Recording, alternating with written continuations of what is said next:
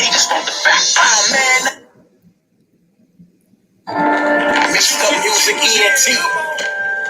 Where we lock you low, Allen Pass. It's the Allen Pass Show. Where we lock you low.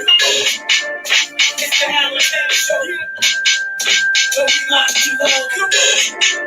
It's the Allen Pass Show. Where we lock you low. It's the Allen Pass Show. Where we lock you low.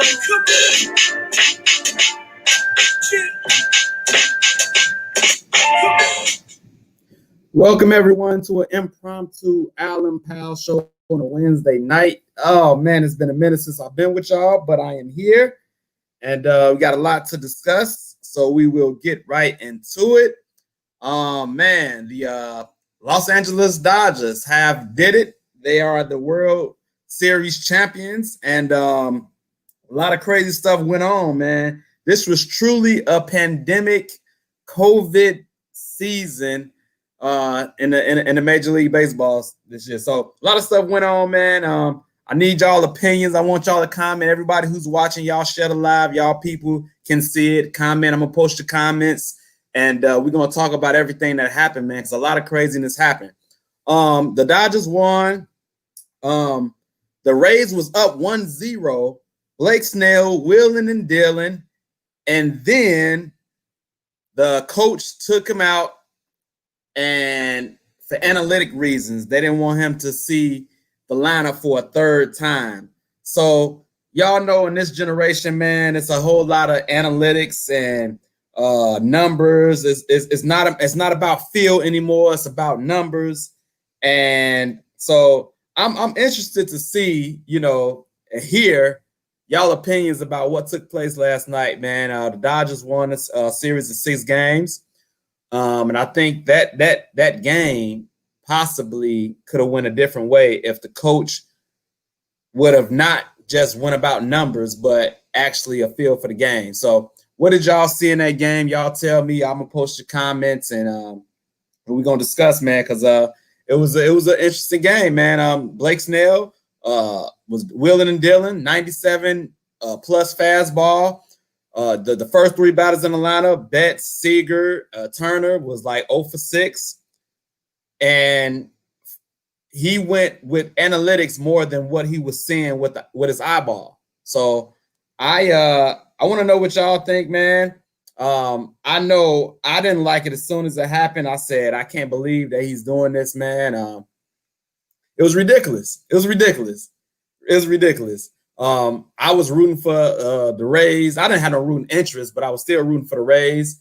But the fact that happened the way that it did, man, it just disturbed me, man. It disturbed me on so many levels.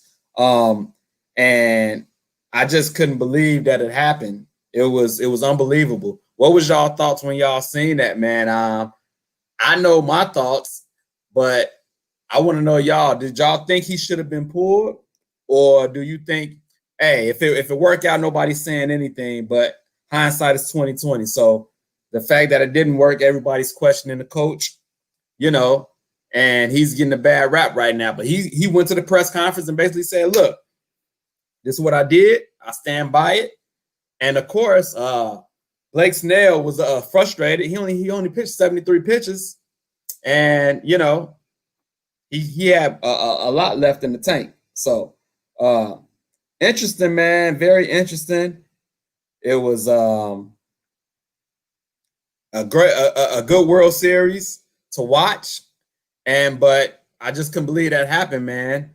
This coach right here, Kevin Cash, a lot of people are going with the analytics of the game. This is going across the board: baseball, basketball, football. That's why you see so much with the Houston Rockets and their 3-pointers, and they don't play traditional basketball anymore. They believe, the threes is more than twos. So, and baseball, they go with the numbers. The numbers say after a third time around that the hitters have a better average against the pitcher. So, I'm interested to hear y'all thoughts, man, because it was very, very interesting to say the least. And now the World Series is over.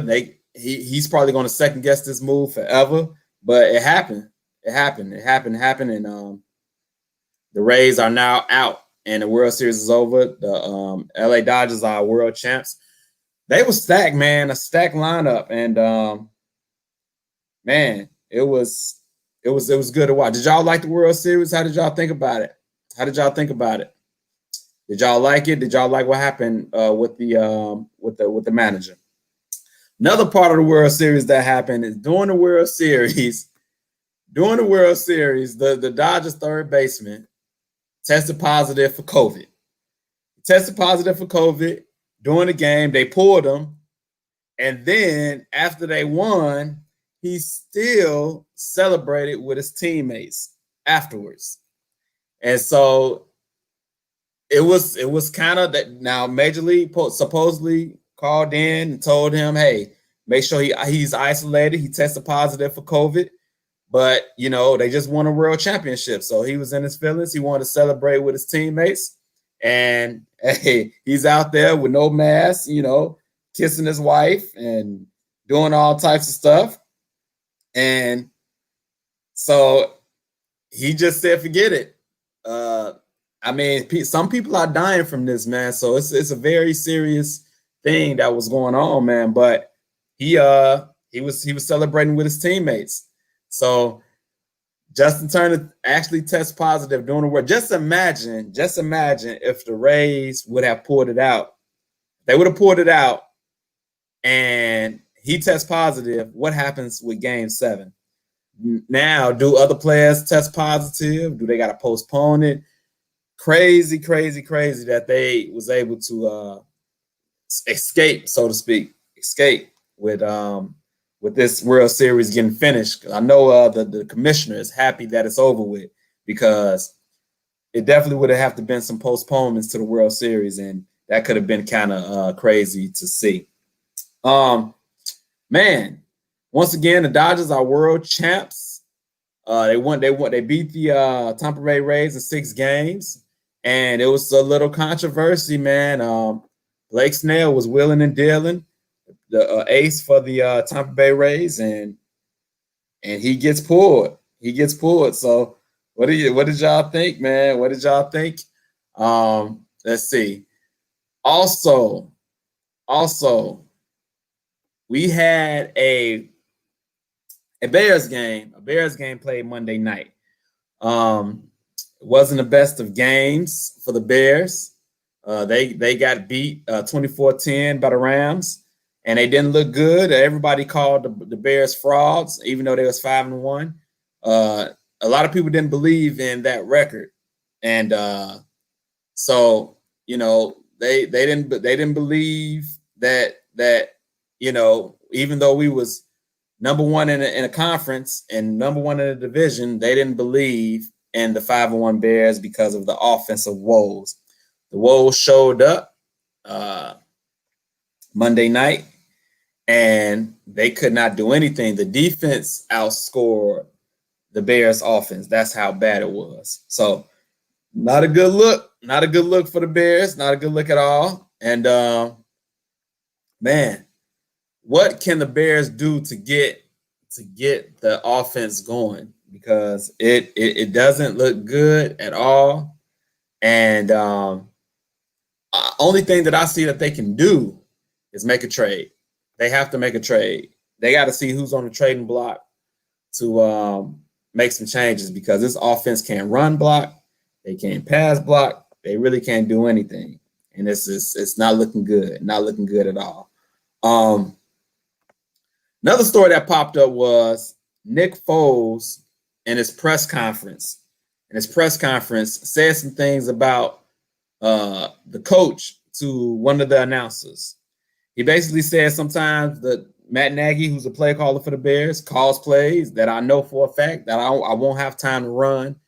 And it kind of looked kind of sketchy. Like, so is that what's going on in y'all offense? And so he kind of backtracked in his press conference, but it's out there. It's out there, and it's not a good look. So that's just even makes it looks even worse for the Bears, that the offense is already sketchy, and then you got your quarterback. You got your quarterback telling your business to the announcers, and making it look even worse, man. I don't know where we go from here. We still 5-2. It's not the end of the world, but we're not playing well. We're not playing well, to say the least. And we got the Saints coming up Sunday afternoon, and it's going to be a game to watch because the Saints is as old as Drew Brees is still a viable team, still a good team, and it's going to be interesting to see what's going to happen if they make any adjustments for the offense. So I just want to come on with y'all real quick, man, and talk to y'all. Talked a little bit of sports, what's going on in the world, the championships, and what's going on with Justin Turner and the Dodgers and all of that good stuff. So look, I just wanted to come on with y'all for a second just to talk a little bit, and I will see y'all sometime next week. All right.